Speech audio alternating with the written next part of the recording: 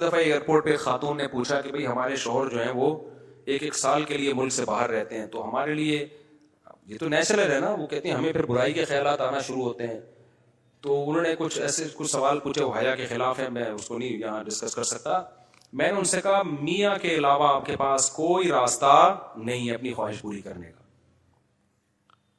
تو وہ کہنے لگے پھر ہم کیا کریں، میاں بھی مجبور ہے. وہ کہہ رہے میں کیسے، اور اپنے ساتھ رکھ نہیں سکتا میاں، کیونکہ جو ہے وہ اس کے پاس اتنی تنخواہ نہیں ہے کہ بیوی کو رکھ سکے. تو چند کیس ایسے ہوتے ہیں. اصولی طور پر تو میاں کو چاہیے اللہ پہ توکل کرے، غریب بھی ہے نا اپنے ساتھ اپنی بیوی کو رکھے. کوئی بات نہیں، میاں بیوی دونوں روکھی سوکھی مل کے کھا لیں گے، کم پہ گزارا کر لیں گے. جو بیویوں کو چھوڑ کے ایک سال دو سال کے لیے باہر جاتے ہیں، یہ شریعت میں بالکل پسندیدہ نہیں ہے. اللہ نے بیوی کو صاحبہ کہا ہے، ساتھ رہنے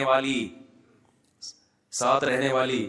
مجھے وزیر آباد میں 1 مہینہ رہنا تھا، یہ بات ہوگی 2006 یا 7 کی. انہوں نے کہا کہ 1 مہینہ آپ نے یہاں اسٹے کرنا ہے. بیانات کے سلسلے میں نا مسجد 1 مہینے کے لیے میرے حوالے کی تھی. تو میں نے کہا بھائی میں تو بیگم کے بغیر 1 مہینہ نہیں رہ سکتا، بچے بھی تھے میرے. تو میں نے کہا 1 مہینہ میں نہیں رہ سکتا، مجھے بیگم بچے چاہیے، ان کا بھی ٹکٹ دو تو میں یہاں رہوں گا ورنہ نہیں رہوں گا. تو انہوں نے پھر بیگم بچوں کا بھی ٹکٹ دیا. گھر والوں کے ساتھ رہ لیتے ہیں آدمی تمیز سے، ورنہ بیگم کے بغیر ہمارے لیے تو بڑا مشکل ہے اتنا لمبا عرصہ رہنا. مجبوری میں رہنا پڑتا ہے تو ایک الگ بات ہے، لیکن ہے مشکل کام. چاہے کتنے بھی آدمی کے میاں بیوی میں جھگڑے ہو نا، نہیں رہ سکتا بھائی. تو 1 سال کے لیے پتہ نہیں کیسے رہ لیتے ہیں لوگ بیگم کے بغیر. ٹھیک ہے ان کی مجبوری ہوتی ہے، میں مانتا ہوں، لیکن اس میں کوشش کرو اللہ پہ توکل کرو. بیگم روکھی سوکھی کھا لیں گے، لیکن اللہ میاں نے بیگم کو صاحبہ کہا ہے قرآن میں. صاحبہ کا مطلب ساتھ رہنے والی. صاحبہ کا کیا مطلب ہے؟ ساتھ رہنے والی. تو اس کا مطلب جب شادی ہو گئی تو وہ پھلترو کی طرح تمہارے ساتھ چپک گئی ہے. پھلترو کی طرح اس لیے کہہ رہا ہوں کہ لوگ پسند نہیں کرتے، لیکن اللہ نے اس کو آپ کے ساتھ کیا کر دیا ہے، اب جہاں جاؤ گے بیگم صاحبہ ساتھ ہوں گی. شارٹ ٹائم کے لیے جانے کا الگ بات ہے، لانگ ٹائم کے لیے جانا ہے تو بیگم آپ کے ساتھ اللہ نے بولو چپکا دیے. وہ خود بھی گناہ سے بچے گی، تم بھی گناہ سے بچو گے. تو اس لیے یہ طریقہ ٹھیک نہیں ہے سال کے لیے میاں بیوی کا دور رہنا. اور پھر خواتین بھی پریشان ہوتی ہیں. تو گناہ کسی کے لیے بھی حلال نہیں ہے. میں نے اس خاتون سے کہا کہ 1 سال آپ کا شوہر باہر ہے، کیا اس کے لیے حلال ہے گناہ کرنا وہاں پہ؟ اس کے لیے حلال نہیں ہے تو آپ کے لیے بھی حلال نہیں. تو اللہ میاں نے صرف یہی رکھا ہے کہ ایک دوسرے کی خواہش پوری کر سکتے ہیں میاں بیوی، اس کے علاوہ ان کے پاس کوئی آپشن نہیں ہے. تو اب پھر بھی نہیں آ رہا میاں، تو میں نے ان خاتون کو یہ کہا کہ اپنے آپ کو بیزی رکھیں. آپ کیا رکھیں بھائی؟ کوئی پازیٹیو ایکٹیویٹیز میں اپنے آپ کو کھپا دیں. ایسی موویز تو ویسے بھی ٹھیک نہیں ہے دیکھنا، خاص طور پہ فحش موویز دیکھنا اور ٹک ٹاک پہ صبح شام بے حیائی. تو جب یہ انسان کی عادت ہے، جب وہ اپنے آپ کو کسی پازیٹیو کام میں لگا دیتا ہے نا، تو چند دن پھر یہ جھٹکے لگیں گے، اس کے بعد انسان نارمل. کئی لوگ ہیں جو 1 سال گھر سے باہر رہتے ہیں، مجبوری میں بیویاں بھی رہتی ہیں، وہ گناہ نہیں کرتے. وجہ کیا ہے کہ وہ سوچتے ہی نہیں نا اس بارے میں، وہ اپنے آپ کو بزی رکھتے ہیں، مصروف رکھتے ہیں. تبلیغی جماعت میں سال کے لیے لوگ جاتے ہیں، میں تو اس کو صحیح نہیں سمجھتا بیگم کو، جوان بیوی کو چھوڑ کر جاؤ آپ. لیکن بہرحال جو جاتے ہیں تو وہ گناہ تھوڑی کرتے ہیں، بچے رہتے ہیں، کیونکہ وہ ایک خاص ترتیب میں اپنے آپ کو جوڑ چکے ہوتے ہیں. بہرحال یہ نہیں ہے اس کو. تبلیغی جماعت میں سال کے لیے جا رہے ہو، اگر شادی شدہ ہو بیگم کو بھی لے کے جاؤ ساتھ میں. ہم تو یہی کہتے ہیں تبلیغ والوں سے بھی، بھائی اگر سال کے لیے جا رہے ہو نا، تو یہ زمانہ بہت خطرناک زمانہ ہے. حضرت عمر نے جہاد میں نہیں چھوڑا تھا، تو یا اس کے لیے جو ہے وہ ایجڈ ہو گئی ہے، بوڑھی ہو گئی ہے، ایک الگ بات ہے. لیکن آج کل بہت مسائل کھڑے ہونے کا خطرہ ہوتا ہے. لوگ کہتے ہیں نہیں فلاں سال کے لیے گیا کوئی مسئلہ نہیں ہوا. بھائی مسئلہ ہونے پر حکم کا مدار نہیں ہے، فتنے پر حکم کا مدار ہے، خوف پر. بے پردگی جب ہوتی ہے تو لازمی زنا نہیں ہوتا، لیکن زنا کا خطرہ ہوتا ہے. تو خطرے کی بیس پہ شریعت نے عورت کو پردے کا حکم دیا ہے، سمجھ رہے ہو؟ تو آپ اپنی بیگم کو 1 سال کے لیے، جوان بیوی ہے، اس کو چھوڑ کے چلے گئے تو ضروری نہیں کہ وہ برائی میں لگے، لیکن برائی کا خطرہ ہے نا. تو خطروں کی بیس پہ حکام دیے ہیں شریعت نے. برائی کا یقین ہو پھر تو بالکل ہی حرام ہے.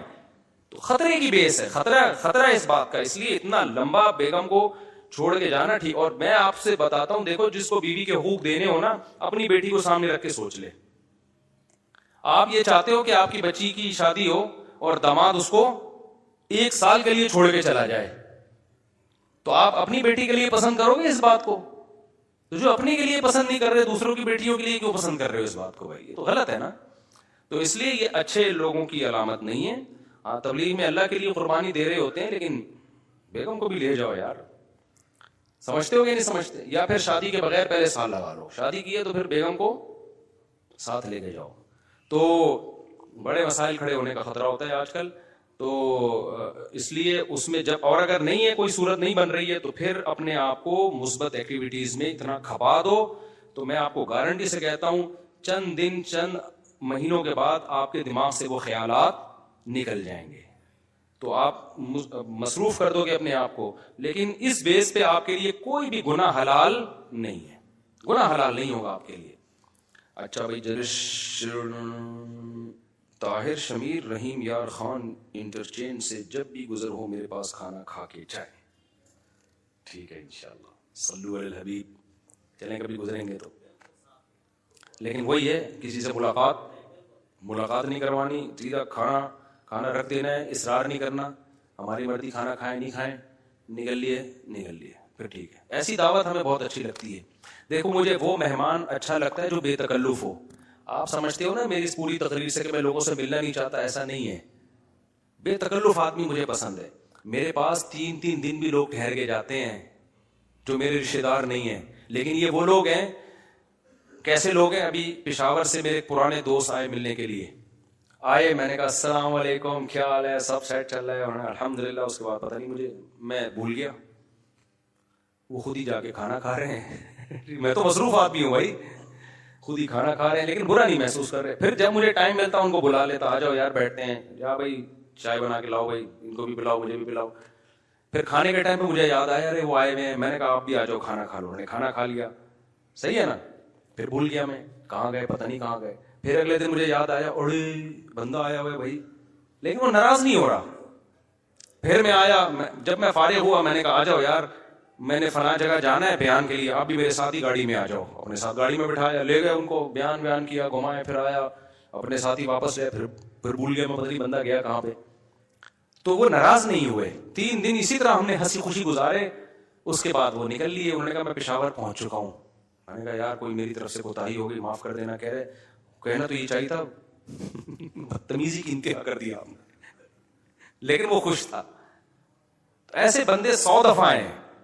میں نے تو ایک کمرہ اسپیشل مہمانوں کے لیے بنایا ہوا ہے واش روم کے ساتھ کہ مہمان آئے اسٹے کریں یہاں پہ. لیکن وہ مہمان جو تکلف والا نہ ہو کہ جی پوچھا نہیں مجھے ناشتے میں مفتی صاحب نے، بھائی ہماری بہت ٹینشن ہے، اب یہ تجھے پوچھیں گے تو ہم تو گھر والوں کو کون پوچھے گا. ہاں کوئی بہت میرے ٹیچر آ جائے نا، استاد آ جائے، معزز مہمان، کوئی بہت ہی اپر لیول کا میرے ٹیچر آ جائے، میرا چاچو آ جائے. وہ چاچو تو میرے